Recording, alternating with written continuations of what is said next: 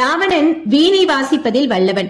சிவபக்தனாகிய ராவணன் தன்னோட புஷ்பக விமானத்துல வலம் வந்த போது அழகிய எழில் கொஞ்சம் ஒரு மலையை பார்த்து அதுல இறங்க முற்படுறான். ஆனா அந்த மலையில இறங்க முடியல. ஏன்னா அதுதான் கைலாய மலை.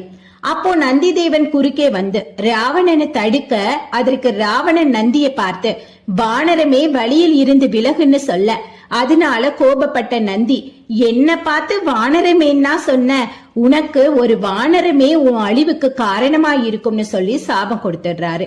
அந்த சாபம் நிறைவேற்ற மாதிரி சிவனும் அனுமன் அவதாரம் எடுத்து ராமருக்கு உதவியாய் இருக்கிறாரு. இத்தனை எழில் கொஞ்சம் கைலாய மலைய பேராசையினால ராவணன் பெயர்த்தி எடுத்துடுறான். ஆனா கைலாயம் குலுங்குனதால பார்வதி தேவி சிவன் கிட்ட போய் சொல்ல, தியானத்துல இருக்கிற சிவன் எழுந்து தன்னோட பெருவரலால மலைய அழுத்துறாரு. அதனால அந்த அழுத்தம் தாங்க முடியாம ராவணன் கைலாய மலைக்கு அடியிலேயே மாட்டிக்கிறான். ஆனா அப்புறம்